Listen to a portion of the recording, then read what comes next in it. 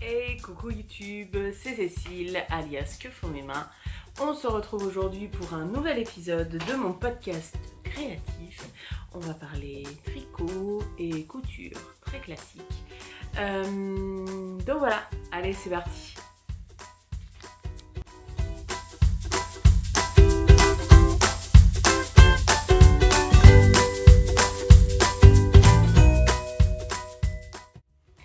Alors on se retrouve aujourd'hui en tête à tête.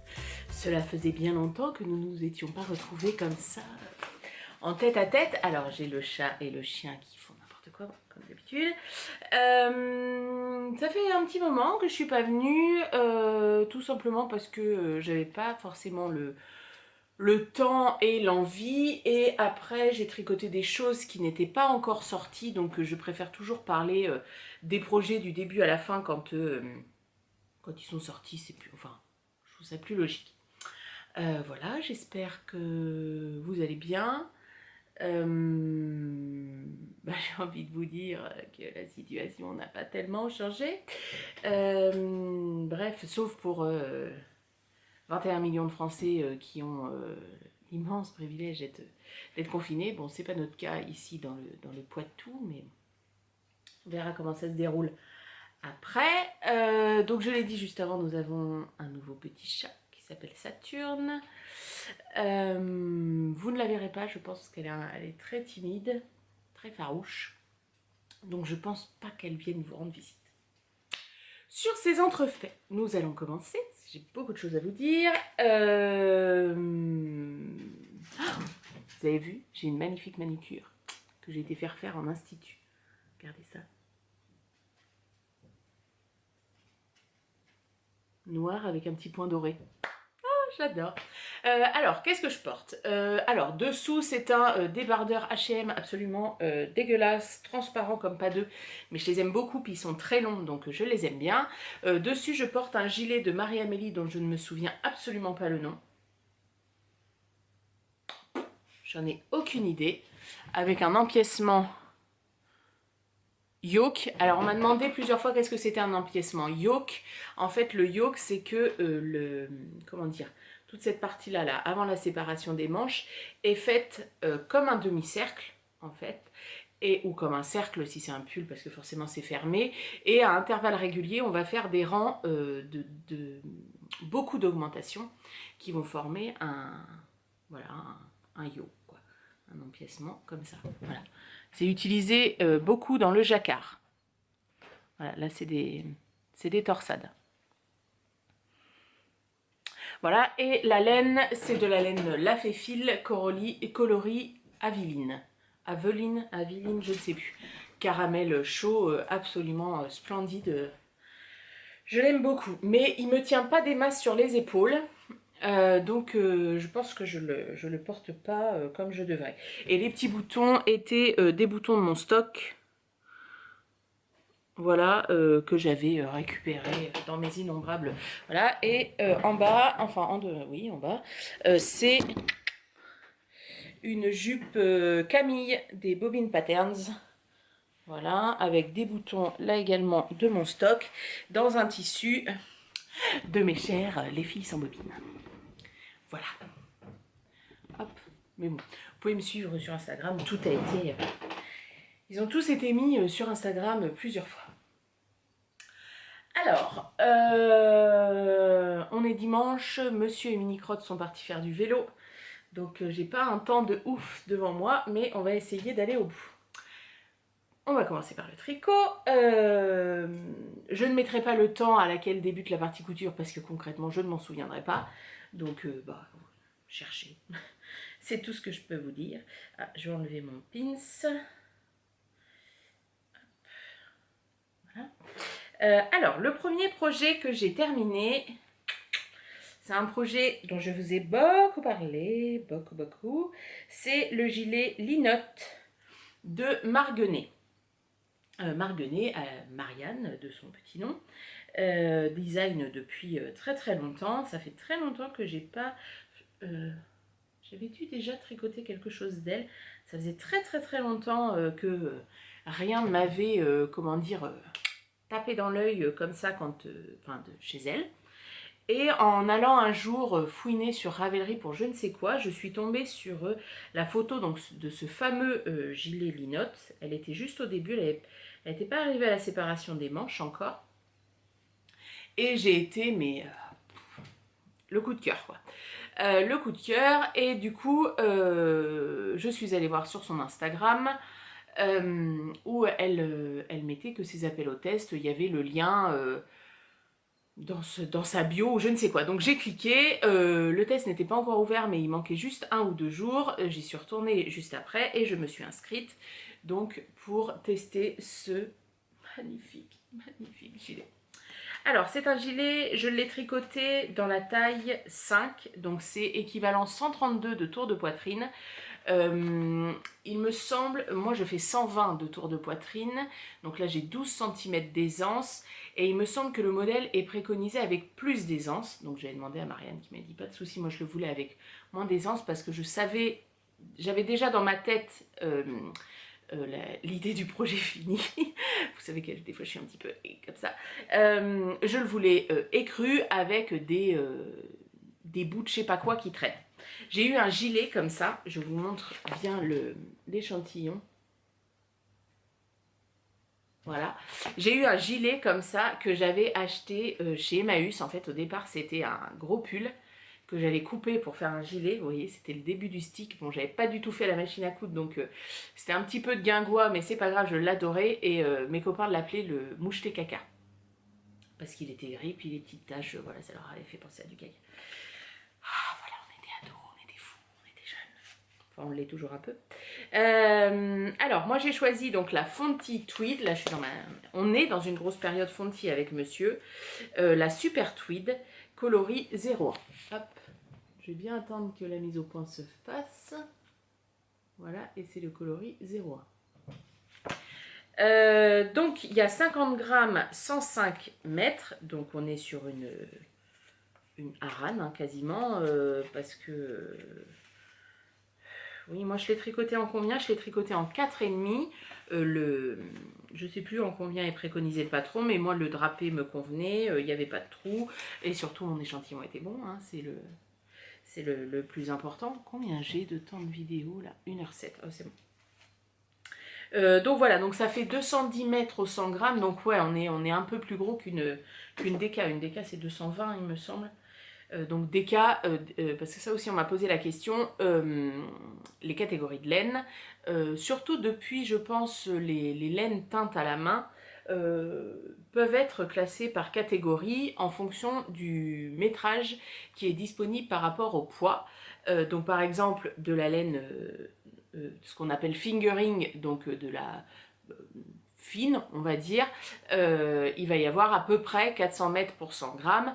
Là, une DK, donc qui va être une laine plus grosse, qui va se tricoter en 3,75, 4, on va être aux 220-225 mètres au 100 grammes. Et là, je suis en 4,5, je suis à 200 mètres, un petit peu plus de 200 mètres pour 100 grammes.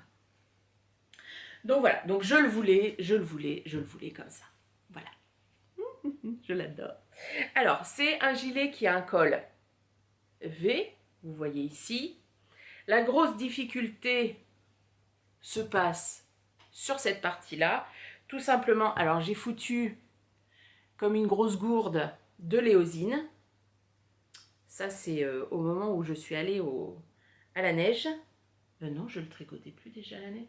C'est que je le portais déjà, bref, je m'étais fait mal, j'avais mis de léosine et j'en ai mis dessus. Alors, j'ai pas regardé encore comment on pouvait arriver à enlever léosine. Bon, bref, je mets un... Vous voyez, je mets mon pins dessus, ça se voit pas. Donc en fait, voilà, la grosse difficulté, elle se pose là, tout simplement parce que on a des rangs raccourcis pour former la courbe naturelle de l'épaule. Et ensuite, on va avoir des augmentations, vous voyez, qui vont venir insérer des torsades. Vous voyez ici, hein. Donc la grosse difficulté, elle est là.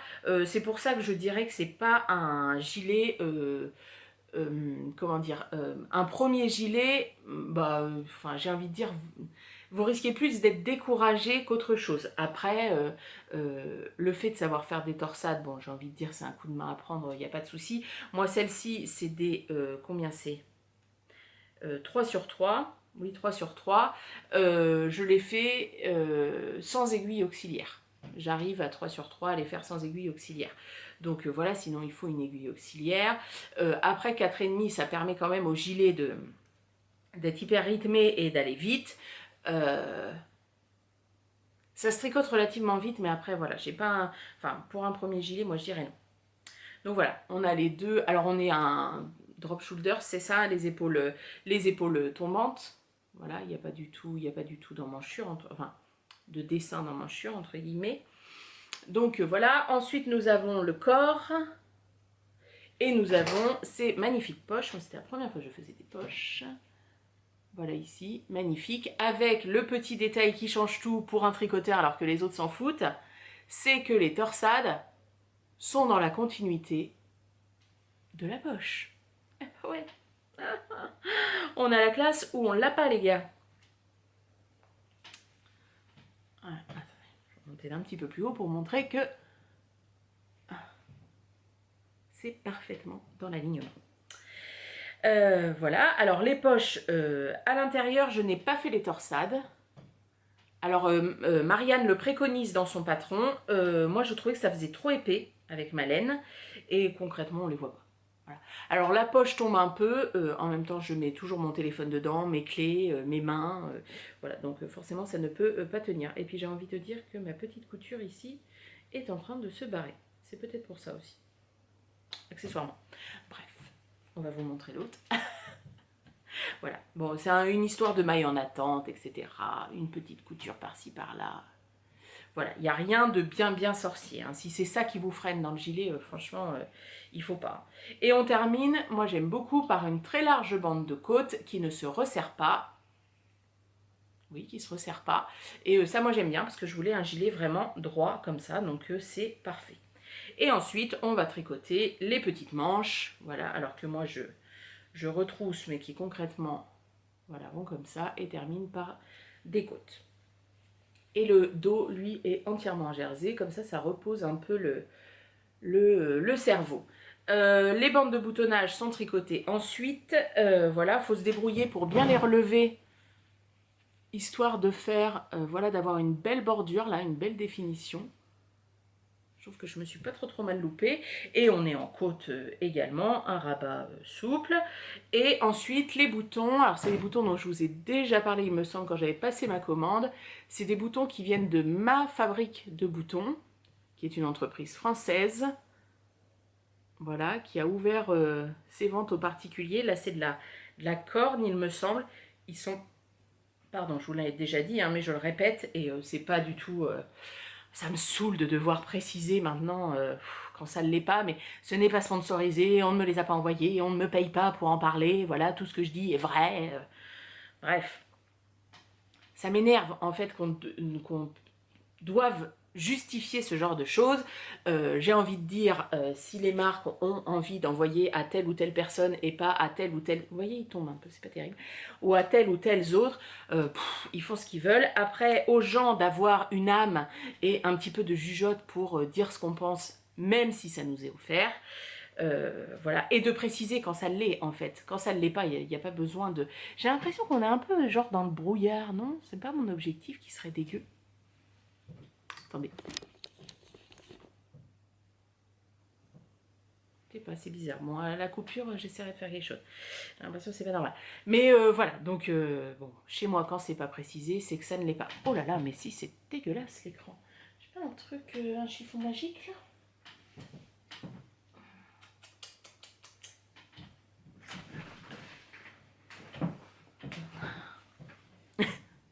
Je vous coupe quand même. Mais quand même beaucoup mieux, j'ai envie de dire. Dites-le moi aussi, je peux pas le savoir. Bref, donc ces boutons. Revenons-en à nos boutons. Voilà, ils sont très beaux. Ils sont magnifiques, c'est très rapide, l'envoi est soigné. On nous envoie toujours, alors là je vous montre d'autres que j'avais commandés, dans une petite, un petit sachet plastique. On vous rappelle le numéro de série, combien il y en a. Enfin, franchement, rien à dire. Moi, je suis déjà en train de regarder pour commander pour une prochaine commande. Voilà. Et puis, vraiment, un rapport qualité-prix vraiment top. Parce que souvent, les boutons, c'est pas donné. Donc, voilà. Le gilet linotte, alors je vais vous l'essayer, je vais l'essayer par-dessus l'autre parce que concrètement, il est tellement, il est grand quoi, entre guillemets. Et puis je vous parle de la laine juste, enfin je vais en parler pendant que je suis en train de m'habiller. La laine, la Fonty Super Tweed. Donc première fois que je tricotais la Fonty Super Tweed, je ne suis pas du tout déçue. C'est une laine, c'est pas une laine douce, mais c'est pas une laine rêche du tout. Enfin, sincèrement, alors moi, vous savez, je suis pas du tout quelqu'un de sensible au piquage de la laine, mais là, j'ai envie de dire, elle me pique, mais vrai, enfin, moi, je vois pas comment elle peut piquer, mais après, je vous dis, elle a 95% laine et elle a 5% de mohair. Donc, ça lui donne un petit, vous voyez, un petit voile. Tout petit, vraiment tout petit. Moi, je l'ai déjà énormément porté. Il a été relavé une fois, je crois, parce que je crois que j'avais bloqué une première fois le corps, et après, je l'ai rebloqué une autre fois. Depuis, il n'a pas été relavé. Et franchement, il n'a pas bougé. J'ai pas une bouloche. Enfin, si. Voilà. Voilà ce que je vais avoir, c'est ça. C'est les manteaux, quoi, je pense. Hop. Alors, bon, des torsades sur une grosse poitrine, j'ai envie de dire pourquoi pas. Hein. J'ai pas l'impression d'avoir des boobs comme ça, donc ça va. Au niveau de la longueur, hop, je vous recule un petit peu. Au niveau de la longueur, moi, il m'arrive, vous voyez, à la premier tiers des fesses. Hop, voilà. Les manches, pour moi, sont très bien. Je vous dis, souvent, je les... Hop. Souvent, je les retrousse. J'aime bien les retrousser parce qu'après, c'est de la laine, elle tient chaud, quoi. On sent que c'est de la laine. C'est une laine qui est assez sèche, mais enfin, la qualité dont je vous parlerai après chez Fonty, elles sont souvent, enfin, l'autre est comme ça aussi. Elle gonfle beaucoup au blocage. Elle devient toute moelleuse, en fait. Elle n'est pas douce, mais elle est moelleuse. Voilà, je ne sais pas si ça peut vous aider, mais franchement, super. Super, super, super. Et là, pour le projet, alors j'en ai 2 de trop par rapport à ce que j'avais commandé. Voilà, j'ai utilisé 11 pelotes et 22 grammes d'une 13e. J'avais dû en commander 15. J'ai utilisé en tout 1201 mètres,20 m. Voilà, vous savez tout. Pour la taille, taille 5, 132 de tour de poitrine. Hop. Voilà, je me rhabille parce que dessous c'est n'importe quoi. Hop. Voilà, je suis très très contente du linotte. Franchement, je peux que vous conseiller un bon gros gilet doudou qui va servir de veste au printemps, parce que je trouve que voilà, et pour le coup il tient bien les épaules. Il tient bien les épaules. Au niveau du ratio pour la patte de boutonnage, je trouve que c'est très bien. Elle tire pas, elle gondole pas, enfin, franchement elle est parfaite. Il tient très bien détaché que attaché, pas de souci. Franchement, coup de cœur. Enfin, en tricot, là, je n'ai eu... le prochain, c'est coup de cœur intersidéral. Mais voilà, franchement, je regrette pas du tout, du tout, du tout. Et en remerciement du test, Marguenet nous a offert un de ses patrons. Enfin, si on le voulait. Et je lui ai demandé un top d'été que je ferai avec une laine splendide, mais que vous ne verrez pas. Parce qu'elle n'est pas encore sortie. Parce que figurez-vous que, je suis trop émue, que j'ai une couleur à mon nom chez Laine Amoré. Mais vous vous rendez compte? Voilà, bref, qu'elle m'a offert pour mon anniversaire, quand on s'est vu la dernière fois. Et c'est-à-dire il n'y a pas longtemps. Et comment dire, et du coup ce sera un top d'été. Mais voilà, mais vous n'en verrez pas plus, et vous ne verrez pas quel top, et vous ne verrez pas quelle couleur. Ne demandez pas, je ne vous la montrerai pas. Je laisse à Pauline le privilège de montrer ma magnifique couleur en avant-première. Donc ça, c'était le gilet linotte. Deuxième projet terminé qui est sorti cette semaine, c'est la cape Pierrette. Pierrette, absolument magnifique. Absolument. Là aussi, gros coup de cœur. Mademoiselle Petroni. Voilà, vous savez que j'ai un attachement particulier à Céline. J'aime beaucoup ce qu'elle fait. Alors il y a des choses qui ne me correspondent pas, mais que je trouve beau et voilà. Là, la cape, quand elle a envoyé son appel hôtesse sur les mails, je venais de commencer le gilet linotte. Et au niveau des deadlines, on était kiff kiff bourricot. Donc je me suis dit, pas raisonnable. Non, non, non, non, non, non, c'est pas raisonnable, il faut pas. Bon, concrètement, la nuit, j'en ai rêvé. Le lendemain, je ne pensais qu'à ça. Après, j'ai relu le mail, mais 12 fois peut-être pour me dire, bon alors attends, quelle laine je vais choisir. Alors je savais que je ne partirais pas sur une laine teinte à la main parce que je n'ai pas les moyens, tout simplement. Et donc je me suis dit, eh bien pourquoi pas retourner chez Fonty sur une laine sur laquelle j'avais déjà hésité pour le linotte, et puis il y avait pas, enfin ça faisait pas le rendu que je voulais. Donc je regarde parce que la Fonty Super Tweed et la Fonty, celle-ci, ont toutes les deux été achetées sur un fil à Orsay. Parce que chez Fonty, la maison mère, il n'y avait pas le stock, tout simplement.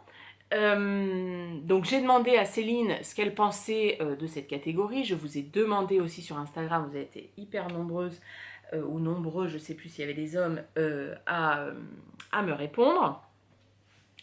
Et donc du coup, je suis partie sur la Mongolia 3 de chez Fonty. Hop.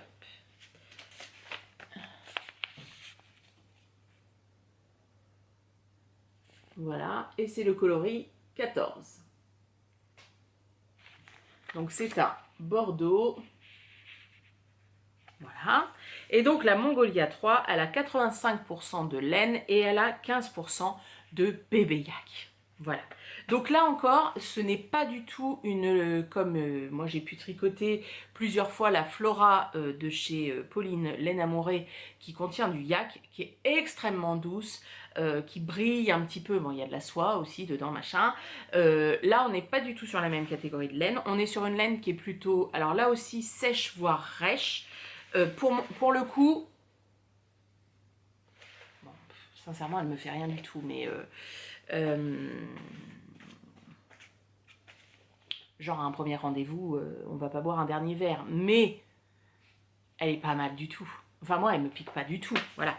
Elle me pique pas du tout. Là, c'est pareil, encore une fois, elle a bien gonflé. Et elle a un métrage surtout de 150 mètres pour 50 grammes, donc 300 grammes au 100 mètres. On est plutôt sur une sport. Et au niveau du métrage, ça correspondait pas trop à ce qu'avait demandé Céline sur son appel hôtesse. Donc en fait, dans vos demandes, il y en a qui m'ont même tricoté des débuts d'échantillons pour voir combien est-ce que ça passerait avec le numéro d'aiguille. Enfin franchement, vous avez été adorables. Céline de Sur un Fil m'a envoyé 2 petits restes de pelote pour que je trie, enfin de la Mongolia 3 et de la Mongolia 5. Enfin franchement, elle était adorable. Et du coup, moi j'ai fait mon échantillon en 4,5 et je tombais sur 18 mailles, ce qui était parfait. Vous voyez ici, ici elle doit être en 4 et ici en 4,5. Et en 4,5, hein, on n'a pas de jour, quoi. Et j'ai utilisé, combien j'ai utilisé 10 pelotes, je crois. Je crois qu'il m'en reste une. Donc la cape Pierrette.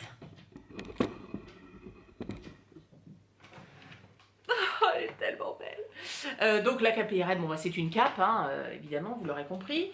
Et c'est une cape qui est... alors je n'avais jamais tricoté de cape.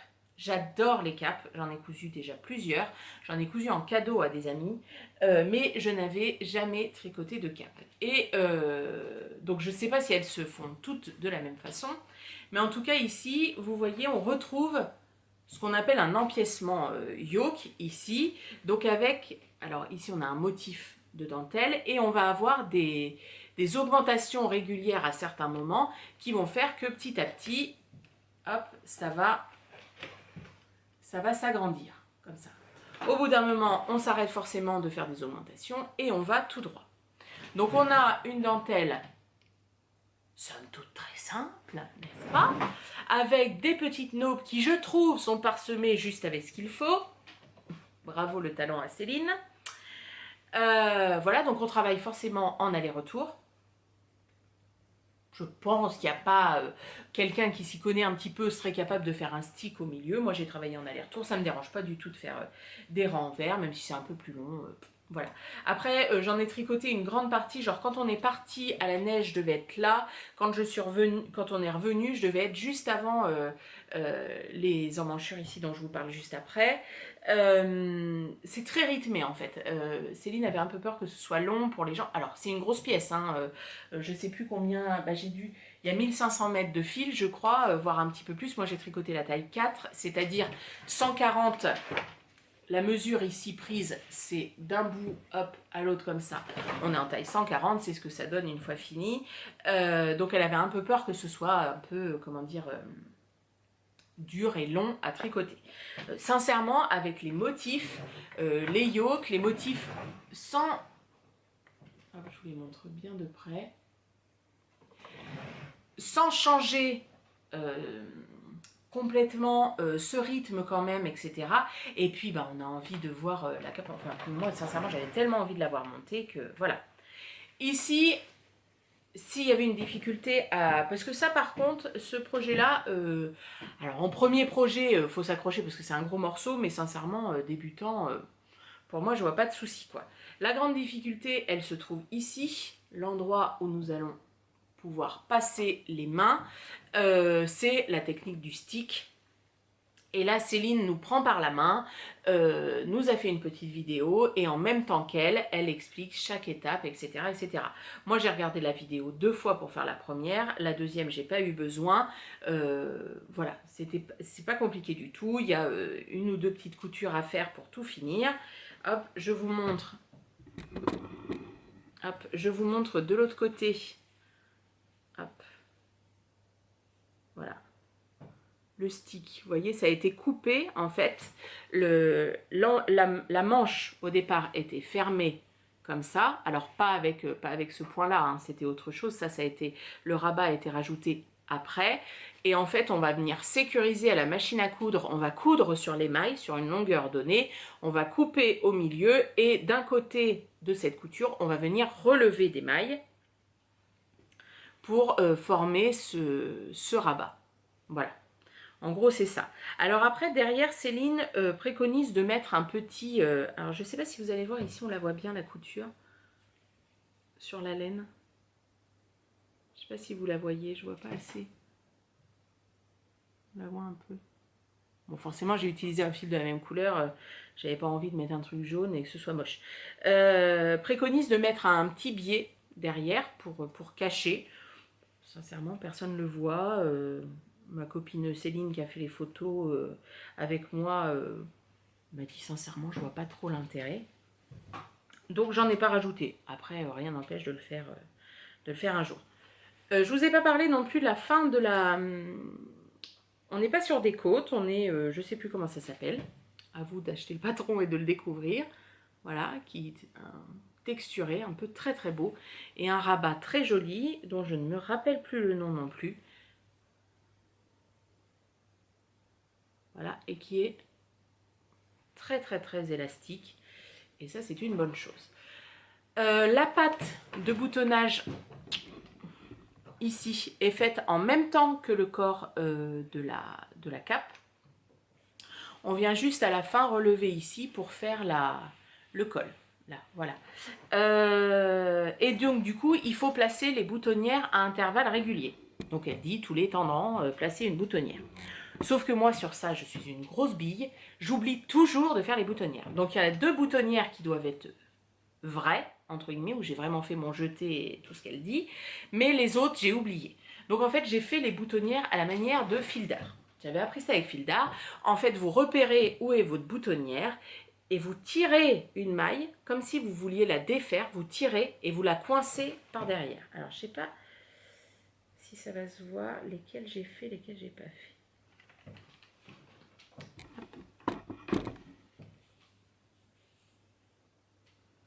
Vous voyez, ici, ma maille a été tirée et je l'ai fait tenir par un petit point de couture. Je ne sais pas si je suis très très claire. Voilà, il y a sûrement des tutos sur internet ou quoi. Moi j'avais appris ça quand j'avais appris à tricoter. Donc voilà, et ça m'a permis de faire mes boutonnières correctement. Pour les boutons, vous me voyez venir et vous les avez déjà vus, c'est les boutons de ma fabrique de boutons. Donc voilà, donc ils sont, là c'est du bois de rose.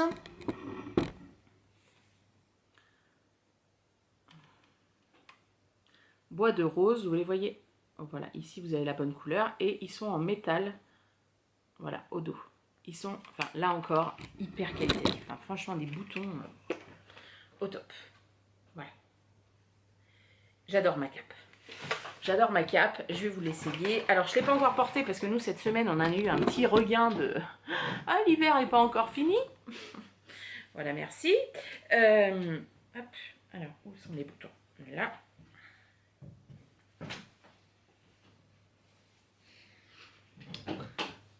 Voilà, moi j'adore. J'adore les capes, on n'a pas besoin de réfléchir, j'adore ça. Au printemps, avec une veste en jean, genre dessous, si vous voulez vraiment avoir chaud, ou alors, enfin, moi sincèrement, alors elle a des trous, elle a des ajourés. J'entends de là mon père me dire: ah, mais à quoi ça sert, c'est plein de trous. Ça tient chaud quand même, hein, parce que laine plus yak, on n'a pas froid, hein, je peux vous le dire. Quand on a fait les photos, il y avait du vent, machin. J'avais froid ici parce que j'avais enlevé mon châle pour qu'on voit bien la cape. Mais sinon, au corps ici devant, je n'avais pas froid du tout.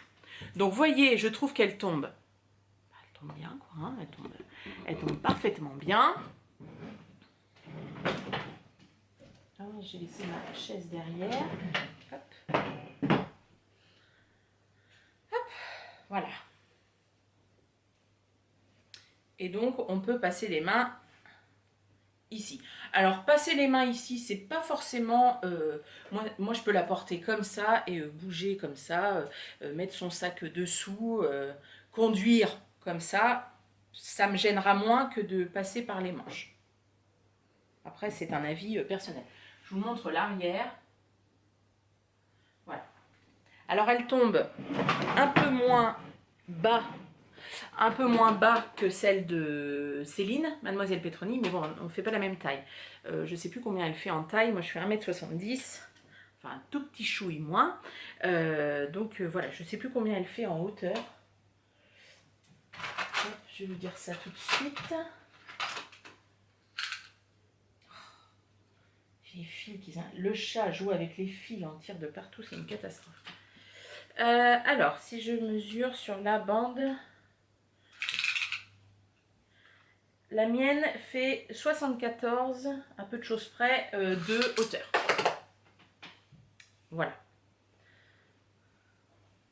Je l'aime beaucoup. Franchement, c'est très très très très beau.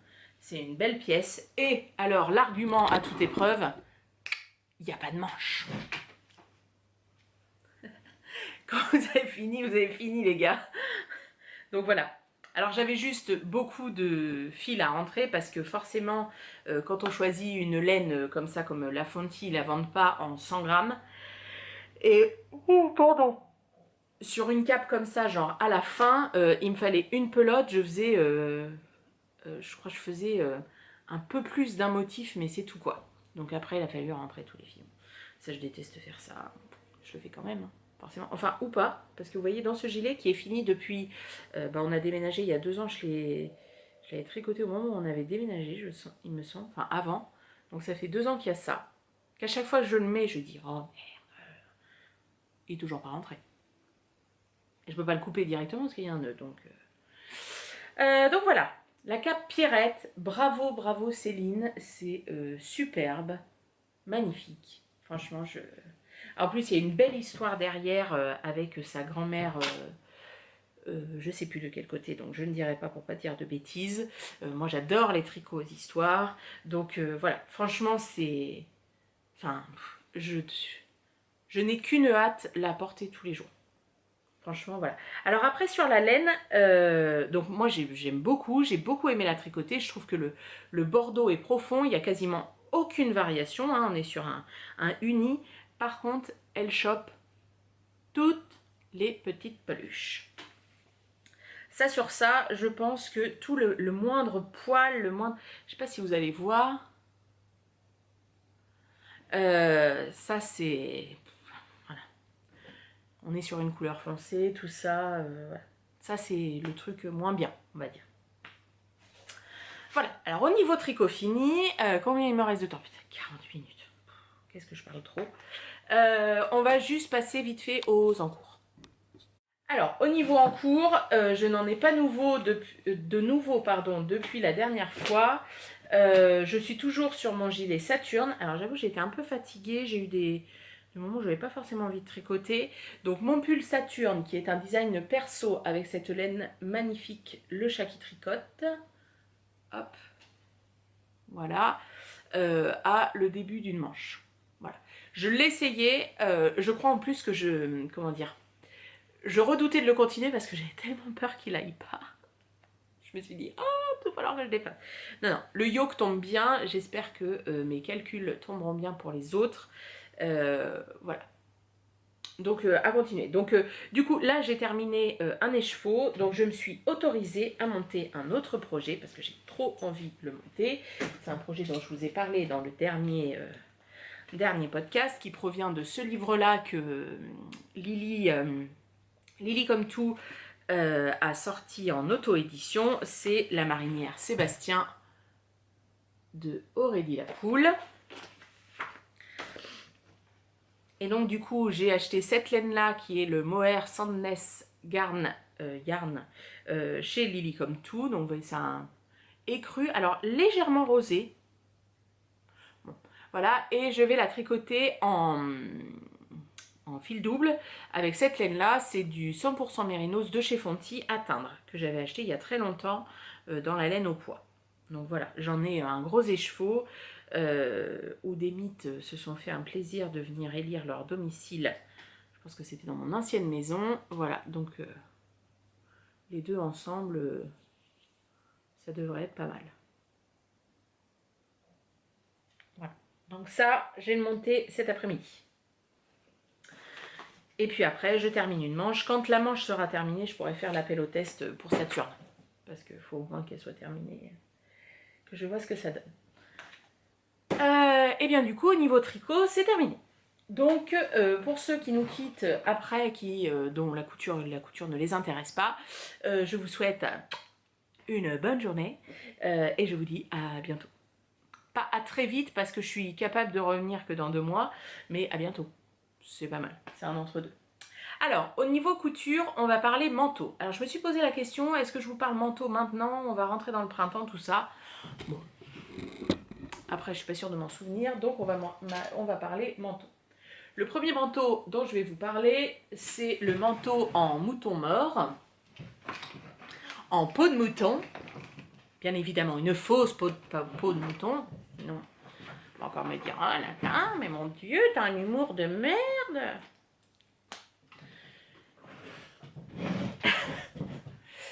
Bref, alors attendez, je remonte Germaine.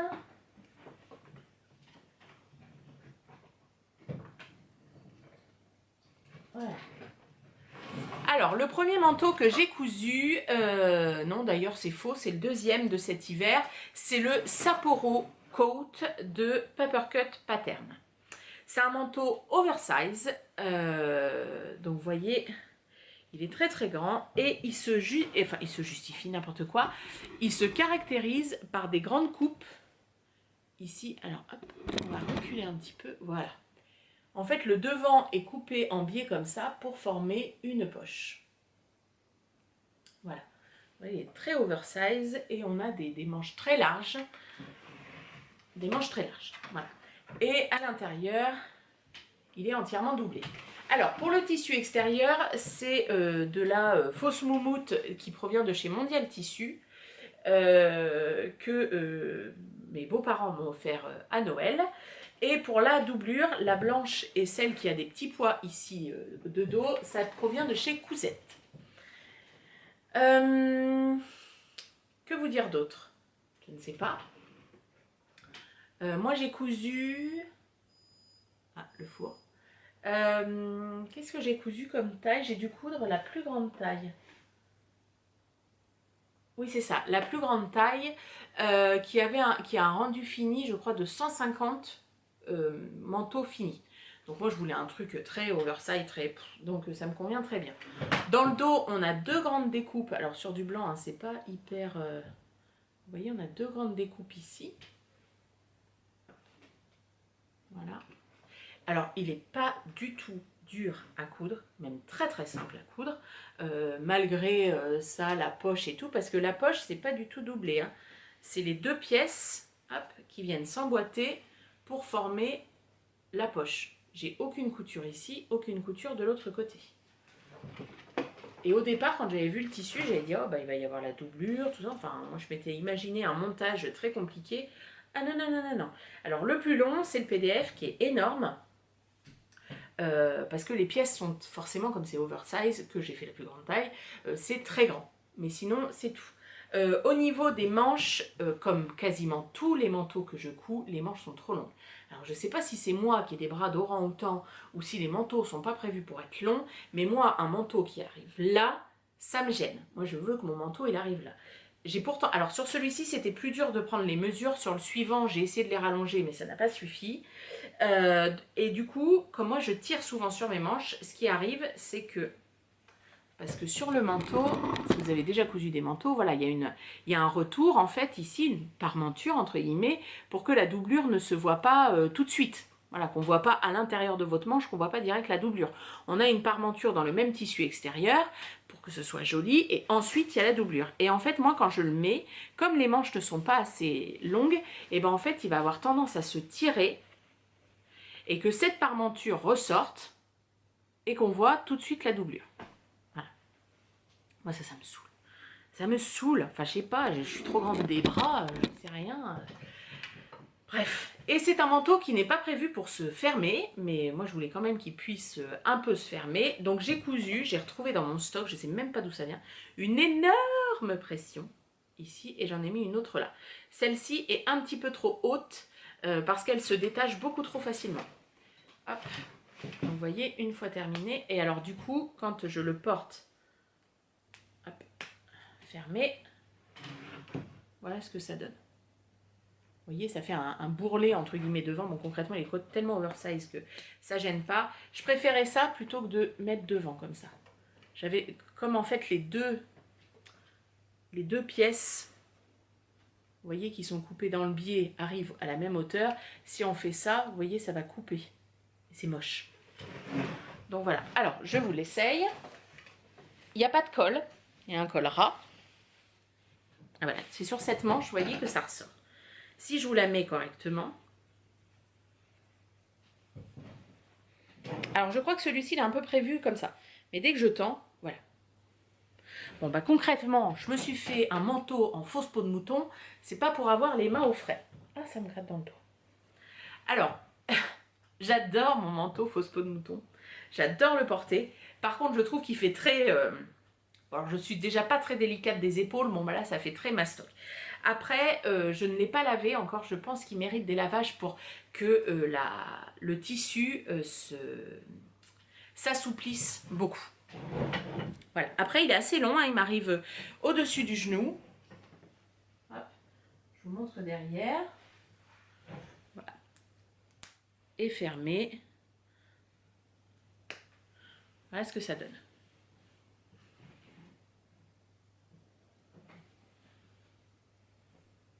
Moi, j'aime beaucoup. J'aime beaucoup, et par exemple, en version plus printanière, pardon, avec un petit daim ou quelque chose comme ça peut être quelque chose de très fluide pour le coup, ça changerait complètement le manteau, pas forcément doublé, voilà, ça changerait, je pense que ça pourrait changer beaucoup de choses. Voilà, et vous voyez que le col, et c'est un col ras quoi, enfin, qui monte un peu cheminé je pense. Donc voilà, mon Sapporo coat, qui est très très bien. Alors on a la place, j'ai la place de mettre 15 gilets dessous, je ne serai pas serrée. Il n'y a pas de souci. Après, je ne ferai pas la taille en dessous parce que c'est vraiment, enfin, c'est le style du manteau d'être porté comme ça. Je vais le remettre dessus. Voilà, il faut juste qu'il prenne un peu de souplesse pour être plus agréable. Enfin, plus agréable, pour faire moins mastoc, quoi. Après, je l'aime beaucoup, ça tient bien chaud. Bon, quand vous le cousez, enfin surtout quand vous découpez le tissu, vous avez l'impression que vous avez tué un troupeau et demi de moutons. Après, ce n'est absolument pas difficile à coudre. Alors moi, j'avais mis quand même une aiguille, j'avais dû mettre quasiment une aiguille jean, pour le coudre. J'ai bien fait parce que voilà, il y a quand même de l'épaisseur. Moi, Titite, elle suit sans problème, mais voilà, si vous avez une machine qui boude un peu les épaisseurs, c'est pas forcément à coudre. Parce que par exemple, quand on fait ici les retours de manches avec la parmenture, le tissu extérieur, etc., ça vous fait quand même très très épais. À l'intérieur, bon là on ne le voit pas forcément, tout est doublé, mais il est absolument pas surjeté. J'ai juste surjeté pardon, la doublure parce qu'elle elle s'est filochée pas mal. Voilà, la doublure là, blanche, ne fait pas d'électricité statique, hein, franchement très, très très bonne qualité. Comme d'habitude, je vais le défaire. En bas, on a un retour, vous voyez ici, et on a un glaçage qui est fait pour que comment dire, la doublure, enfin voilà, que ce soit beau, quoi. Hop, je vous montre ici, vous voyez, dans le coin, comment ça fait. Voilà, et puis on termine par une couture à la main quand on retourne tout. Et la doublure, hop, a des découpes aussi dans le dos. Reprend les mêmes découpes que dans le dos. Voilà, moi j'ai fait des surpiqûres pour que, ici, pour que ça tienne bien en place. Donc voilà, franchement, alors c'est un patron qui est en anglais. Les explications pour un glaçage, enfin, donc le glaçage, c'est quand on va assembler l'extérieur et l'intérieur, endroit contre endroit. Il va falloir faire des beaux pliages et des beaux, comment dire, des belles coutures pour que voilà, les angles soient beaux, ça se remette bien, et qu'en fait la doublure retombe.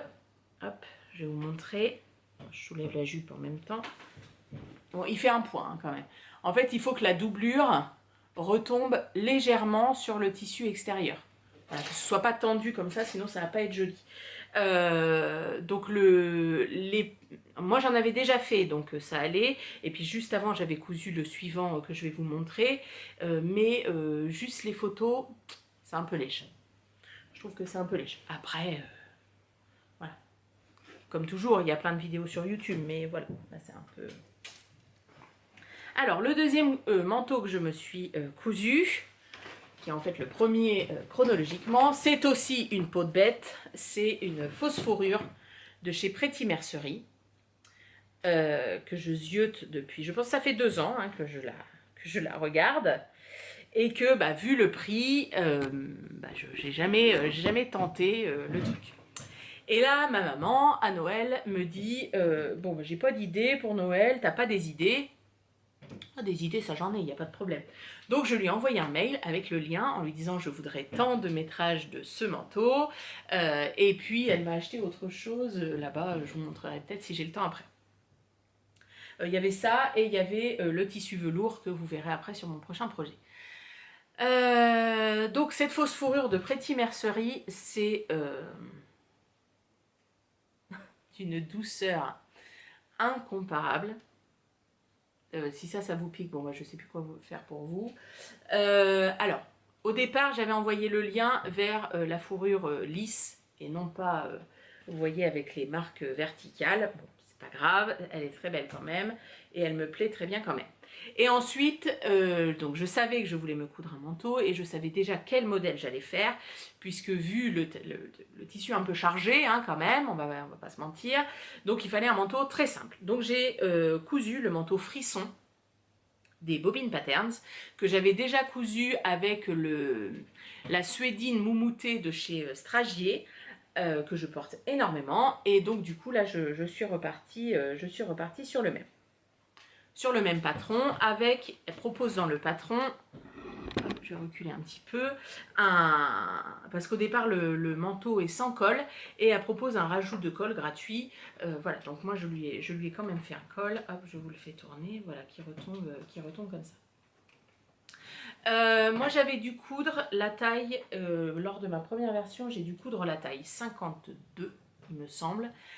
Et donc mes pièces étaient déjà découpées, il n'y avait pas de souci. Et du coup je suis repartie sur une taille 52 et il aurait mieux fallu que je fasse la taille 54. Parce que la suédine moumoutée que j'avais déjà cousue, il y a un peu d'extensibilité. Alors que la fausse fourrure, ça n'a pas du tout d'extensible, enfin, c'est pas du tout extensible.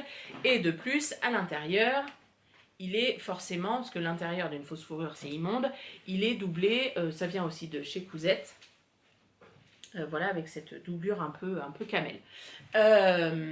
Enfin bronze plutôt, bronze ou doré, enfin, bref, vous choisissez. Et du coup, le manteau n'est pas du tout extensible.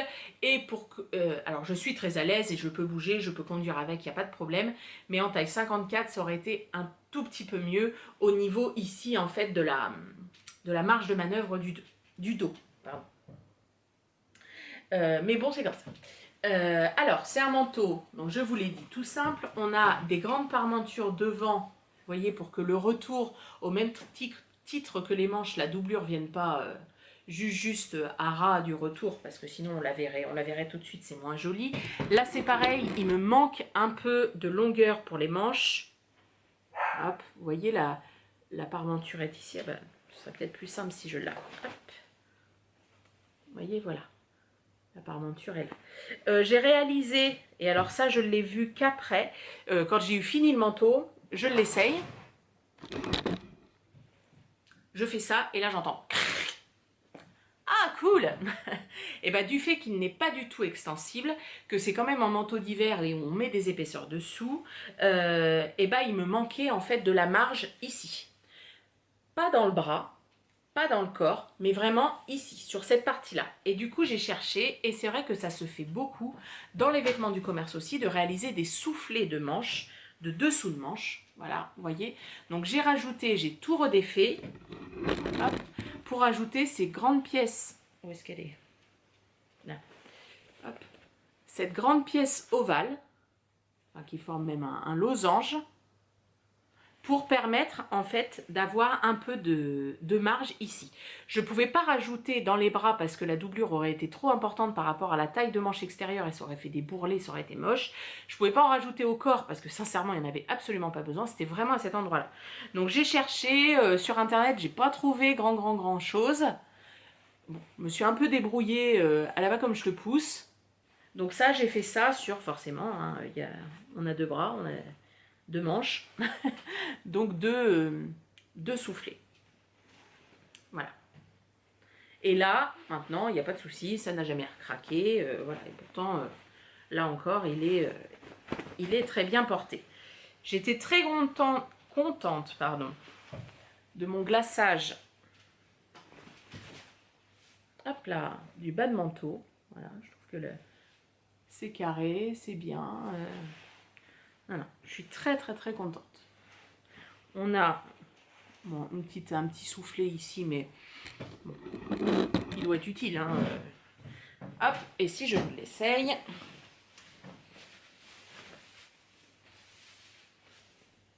Ah voilà. J'adore mon manteau fausse fourrure. Et je le sens un peu en fait ici. Ici, il aurait nécessité la taille 54. Voilà, je pense. Si je m'en refais un, alors ma maman en veut un. Parce que autant quand je lui ai demandé la fausse fourrure, elle me dit, bah, c'est quoi ce truc? Elle me dit, oh, ça n'a pas l'air mal quand même. Et quand elle l'a reçu, elle l'a ouvert forcément. Et elle l'a touché. Et elle me dit, ah en fait j'en voudrais bien une. Noire avec une capuche. Oui, oui maman. Donc voilà, alors j'ai pas eu le temps de m'en occuper pour son anniversaire, mais je pense que l'hiver prochain, je vais lui en coudre. Et vous voyez, le défaut, la manche s'arrête là. Ça, c'est le gros défaut du truc. Pourtant, il me semblait avoir... Et en fait, je pense que ça vient aussi du fait que je n'ai pas assez de place dans le dos. Ma pièce dos est pas assez large.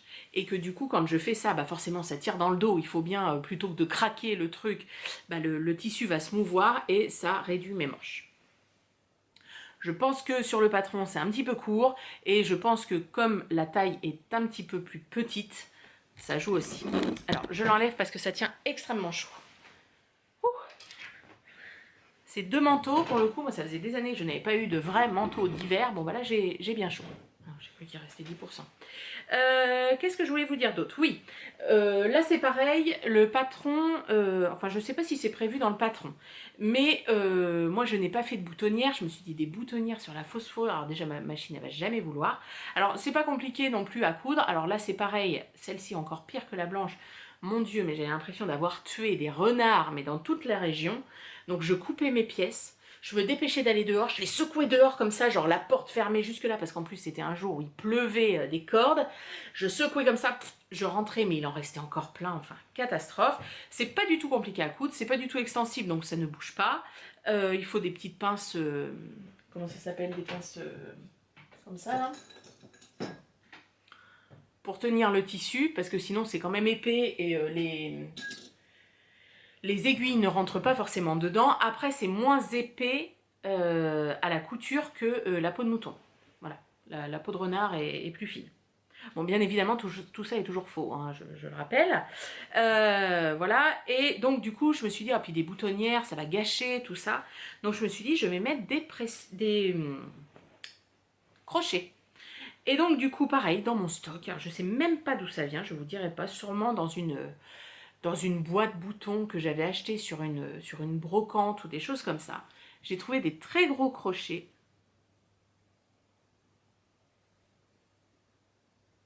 Vous voyez, comme ça. J'en ai mis 2. Et du coup, ils sont pile. Hop, alors attendez, je coupe.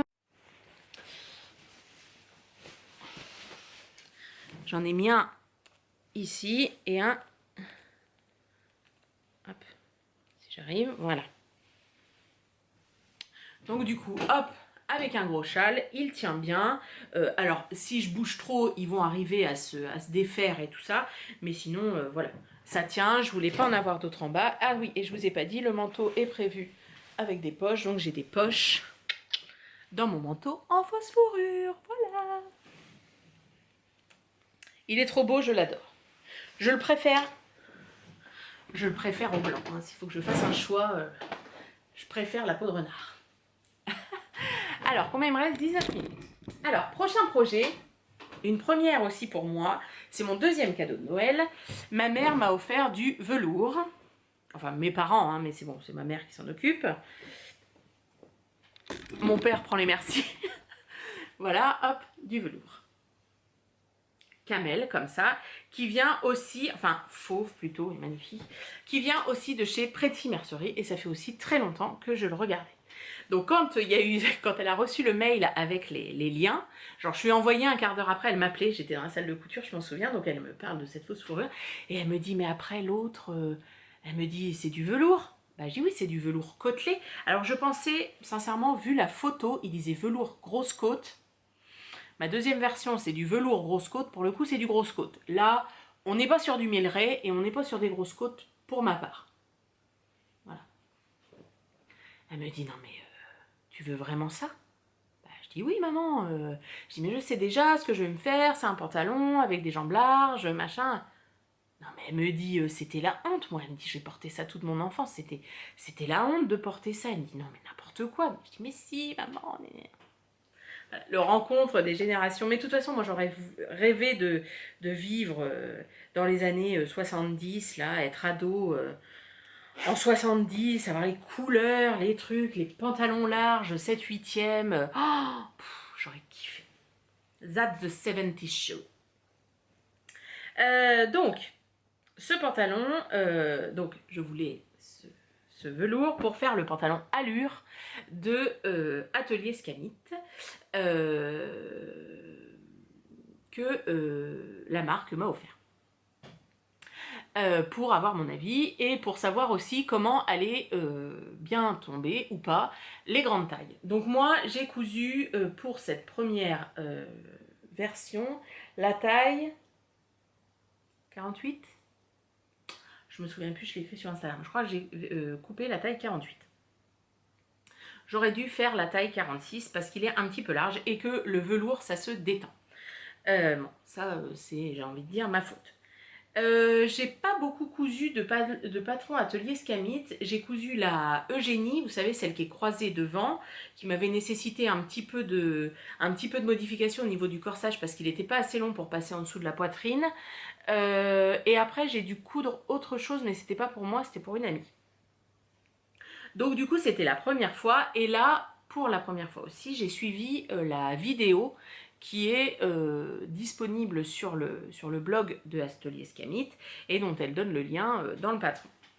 Alors déjà, première chose, moi j'aime pas trop hein, qu'on me regarder des choses pendant que je... Enfin, quelqu'un qui m'explique ce que je fais, etc. Ça me saoule un peu. Sauf que là, c'était mon premier pantalon, c'était ma première braguette, enfin tout était fait. Parce que j'ai déjà fait des pantalons, j'ai fait le pantalon carreau, des bobines patterns, qui était parfait, mais qui pour le coup avait une taille élastiquée, donc on allait entre guillemets dans la simplicité. Là, c'est pas le cas. Bon, et ben j'ai adoré cette vidéo. Je trouve que Johanna, me semble, est très très très pédagogue et surtout la vidéo agréable parce que pour toute cette partie-là, donc toute cette braguette-là, tout le compliqué hein, du patron finalement, on peut faire quasiment toutes les étapes en même temps qu'elle. On n'est pas obligé de faire pause à toutes les 30 secondes, parce que ça m'énerve. Pause. Oui, parce qu'elle, elle va en accéléré. Bon, et ben là, elle met ses épingles quasiment en même temps que nous. C'est la couture souvent qui est coupée. Mais franchement, je n'ai quasiment pas fait pause pour la braguette. Je ne suis pas revenue en arrière ou des choses comme ça. Donc ça a été quand même agréable. Et pour ma deuxième version, mais que je ne vais pas vous présenter aujourd'hui, j'aurai pas le temps, j'ai re-regardé la vidéo parce que... Bon, bah, voilà. Moi, pour moi, les suffisants, n'importe quoi. Les explications écrites ne me suffisaient pas pour coudre pour la première fois une braguette. Voilà.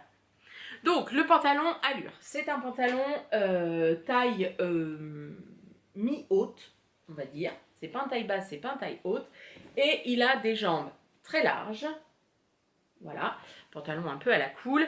Et on peut choisir de lui faire soit des poches plaquées comme ça devant, soit une, soit deux. Des poches plaquées arrière, soit une, soit deux. Ou des poches à l'italienne. Donc les poches à l'italienne, ce sont des poches qui sont en biais comme ça. Moi, j'ai choisi la version poche plaquée parce que je pense que poche à l'italienne, ça va me faire ressortir un petit peu mes bourrelets de fin de ventre là et que ce sera pas top. Alors, donc je vous ai dit que le velours vient de chez Pretty Mercerie et en doublure, j'ai utilisé ce coton, voilà, de chez Les Filles sans bobine que j'avais acheté l'été dernier. Donc le pantalon a une ceinture avec des passants. Donc là c'est pareil, niveau épaisseur, on est bien les gars. Dans le dos, on a des petites pinces qui sincèrement, je ne sais pas forcément à quoi elles servent parce qu'elles sont vraiment toutes petites. Elles terminent dans les poches. Alors après, je ne sais pas à quoi elles servent, moi j'ai pas de cul. J'ai des seins, j'ai du ventre, mais j'ai pas de fesses et j'ai pas de hanches en fait. Moi, quand je regarde les mensurations pour un bâton de couture, je ne regarde jamais, mais jamais la taille de hanche parce que je suis toujours hors norme, mais dans le bas. Voilà, donc moi je vais regarder le tour de taille souvent parce que c'est là où moi je vais différencier et je vais prendre une taille au-dessus, mais au niveau des hanches ça joue pas. Donc est-ce que c'est parce que j'ai pas de cul, mais je vois pas trop à quoi ces petites pinces servent. Et voilà, et surtout on a une braguette avec un bouton. Hop, donc petit bouton. Alors normalement il y a un deuxième bouton, je l'ai arraché. Voilà, Cécile Douceur. Voilà, j'ai fait ma petite boutonnière à la machine. Et ensuite, attention, alors oui, la fermeture est blanche, j'avais que ça, et je voulais absolument le coudre. Oh, regardez comme c'est beau! Oh, j'avais envie de chialer. Je vous jure, j'avais envie de chialer tellement j'étais fière de moi. Alors, je vous le retourne. Hop. Puis alors, le velours a été lavé déjà 2 fois. Alors, vous voyez, parce que le velours, des fois, on a peur que ça s'écrase, que les côtes s'écrasent et deviennent blanches. Je trouve qu'on est pas mal, surtout au niveau des fesses, on va dire, là où ça frotte pas mal. Voilà. Moi, je trouve très bien. Enfin, franchement, top.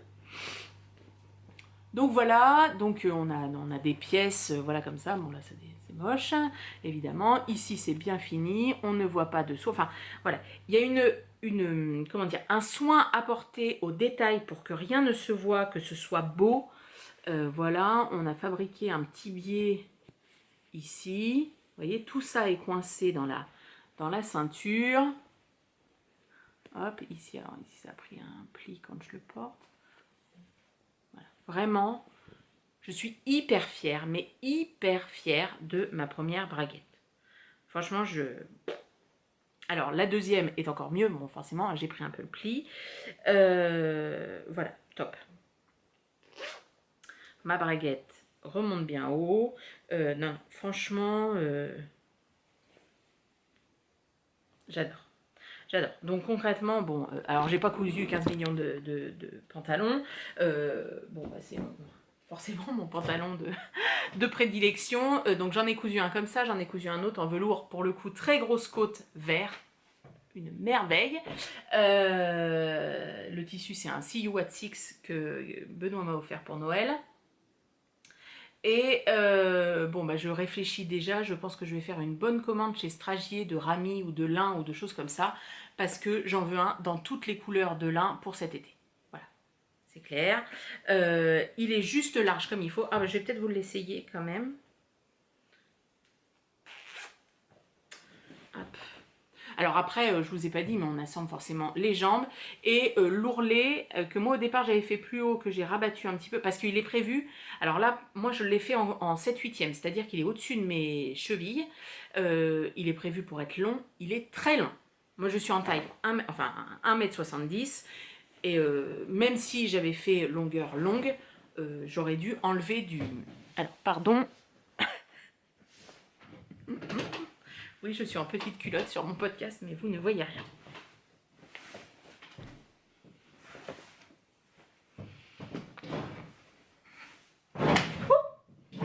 La chaise qui se replie. Hop, alors.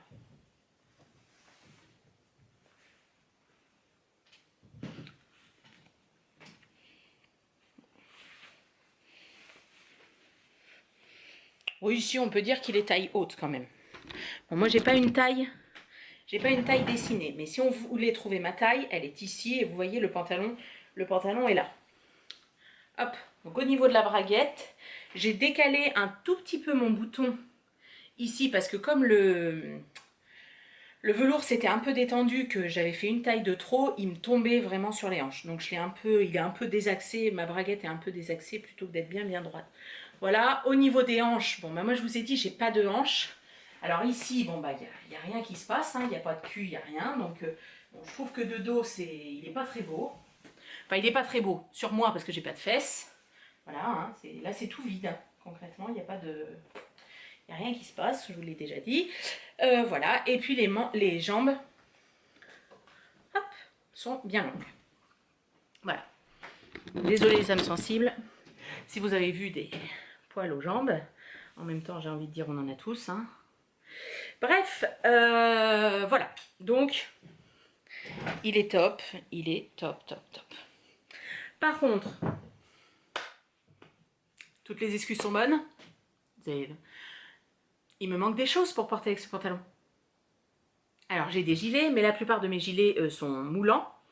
Enfin moulants. Si je les ferme, ils sont moulants. Celui-ci, ça va encore. Voilà, j'ai un peu de marge. Bon là après je le porterai pas avec parce que ça fait un peu... Au niveau des couleurs ça va pas trop. Je le porte pas mal avec mon gilet linotte dont les photos ont été mises sur Instagram. La semaine prochaine, la même journée où on avait fait les photos avec mon linotte, j'avais fait les photos avec le pull Edouard rouge de Aurélie Lapoule. Ça va très très bien avec, ça fait très look 70s, j'adore. Voilà, donc du coup il me faut des pulls. Donc le pull Saturne ira bien avec, le jaune avec, ça va être joli. Et je vais tester le pull de Eve, bobine et pelote, avec une petite collerette, je trouve très très très beau. Dans une couleur que j'ai commandée chez Laine Amourée, du lait dans mon café, c'est ça, une espèce de crème marron, enfin j'attends de le voir en vrai. Voilà, pour faire des choses pour aller avec. J'ai cousu une blouse dont je vous parlerai pas là, je vous en parlerai la prochaine fois, qui est un gros fail. Alors c'est pas le patron, le problème c'est mon choix de tissu. En fait c'est un patron de ce livre là. hop, que j'ai reçu de la part de Nina Bulle ici sur Instagram, qui a posé, en fait, c'est elle qui a posé pour les vêtements, qui sont faits par Coralie Bijasson. Et donc, ma première expérience du livre, entre guillemets, c'était la blouse Élise, donc celle-ci. Voilà, et donc du coup, je voulais le devant, c'est inspiré d'un vêtement que j'ai eu il y a très très longtemps. Le devant est en crêpe blanc. Ben, je vais vous en parler maintenant, il me reste un petit peu de temps. Hop, je l'attrape, elle est là. Donc alors déjà j'ai été déçue parce que j'ai commandé de la broderie anglaise et du tissu, donc Mia, c'est bon, sur Un chat sur un fil, je crois. La broderie était marquée écrue, j'ai acheté de la crêpe écrue et concrètement la crêpe écrue, elle est comme ça et la broderie anglaise écrue est comme ça. Il y a un petit problème, on est d'accord. Donc ça va pas, donc il a fallu que je rachète de la crêpe, pour le coup blanche, que j'ai acheté chez Mondial Tissu. Donc le devant de la blouse en crêpe, c'est très très bien passé. Je suis à 2 doigts de jouir devant la réalisation de mon V d'encolure, qui est très très très beau. Enfin, je suis très fière de moi pour le coup. Je me suis appliquée pour les parmentures, tatati, tatata. J'avais déjà la première fois monté les manches à l'envers, la droite à la place de la gauche à la place de la droite. Je refasse, voilà, bref. J'ai fait les manches. Et donc le dos, je voulais un dos en broderie anglaise, avec au milieu comme une fausse patte de boutonnage. Et en fait, le bas est en basque foncé. Je fais ça. Je vais vous l'essayer. Vous allez tout de suite voir ce qui se passe. Alors, je fais attention parce qu'il y a des pics. Hop, alors je remets bien ma parmenture. Voilà, donc je bouge, machin et tout. Et qu'est-ce qui se passe? Ploup! Parce que ma broderie anglaise dans le dos est trop lourde. Donc c'est... Voilà, donc en fait je suis obligée de refaire ça pour que ma ligne d'épaule en fait retombe sur mon épaule, hein, tout simplement. Ah bah sinon quand elle tient en place, il n'y a pas de problème, ça tient. Alors on est sur un décolleté un peu olé olé quoi. Voilà, alors j'ai peut-être un petit souci au niveau des bras, ici ça me tire peut-être un peu avec les bras. Ça me dérange pas des masses. Par contre le vrai souci c'est que quand je bouge avec, même sans bouger, hein, au bout d'un moment, elle part en arrière parce que ma broderie anglaise est trop lourde. Donc, je ne veux pas tout redéfaire. Enfin, tout redéfaire. Si, il va falloir que je redéfasse entièrement le dos. Il faut surtout que je trouve une nouvelle broderie anglaise, beaucoup plus légère. Vraiment sorte popeline, quoi. Là, c'est vraiment du coton. Pour que ce soit... que ça se tienne, quoi. Donc, si jamais vous avez vu ça, je suis preneuse. Hop, voilà. Après, dans le dos, c'est joli. La broderie anglaise, elle est... Je sais pas si vous voyez. Hop, elle est festonnée. Voilà, mais vous voyez, oh j'ai bougé rien que ça. Hop, elle est repartie. Voilà. Sinon, je trouve que c'est pas mal. Les pinces tombent là, mériteraient peut-être d'aller un petit peu plus loin. Voilà, bon, après, j'avais pas fait forcément, hein, les manches, tout ça, les manches, je les voudrais 3/4, ici, comme ça. Donc, alors ça me fait très bizarre, que j'ai pas du tout l'habitude de me voir en blanc. Mais voilà, je trouve que le col tombe bien. Bon, il a besoin d'un bon coup de repassage et puis peut-être de quelques petits points invisibles pour tenir la parmenture. Après, la parmenture se voit un peu en transparence. Voilà, c'est du crêpe en blanc, donc oui, ça se voit en transparence. Voilà, donc je suis très très très très très déçue de ma cousette. Après, j'ai envie de dire, c'est de la faute à pas de chance. J'ai pas choisi le bon tissu. C'est ça, hein, de commander sur Internet. On voit pas le tomber, on voit pas le... Voilà, je savais que le crêpe, ce serait très léger. J'ai déjà cousu, en fait, ce genre de pièce. Je le porte dans un podcast il y a très longtemps. J'avais fait un col rond. C'est pareil, mon dos est en broderie anglaise, comme ça, avec la basque. Enfin, tout pareil. Sauf que, ça tenait. Voilà. Alors, est-ce que la crêpe était plus longue, plus lourde? Est-ce que ma broderie anglaise était plus légère? Je ne sais pas, mais voilà. Donc sinon, au niveau de la couture, vite fait, parce que vraiment on n'a plus de temps les gars. Moi j'ai cousu la taille, il me semble que c'est la taille 52, 54. Ah, mercredi. Là. C'est la taille, non, j'ai tour de poitrine, j'ai mis 124, la taille 56. Voilà, c'est pas mal. Et voilà, ici, il me manque un peu de matière ici pour pouvoir bien... voilà, où c'est dans le dos, non. Voilà, moi, ça me va. Voilà. Donc, il y en a d'autres que je veux faire, notamment un haut en jersey.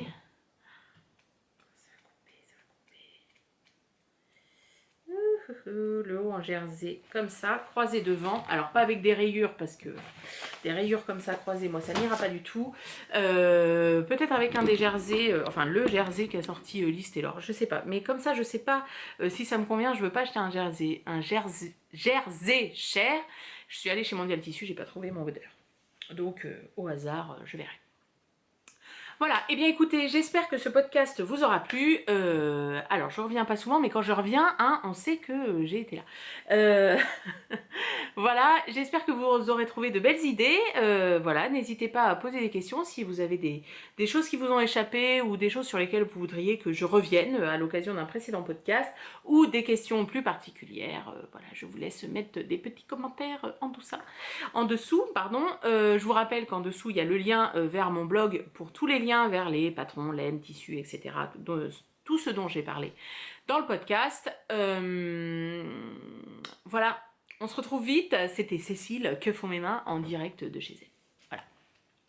Je vous fais des bisous, je vous dis à bientôt. Bon courage aux confinés, bon courage aux non confinés, bon courage à tous ceux qui travaillent en télétravail et où c'est dur. Bon courage à tous, tout simplement. Allez, des bisous.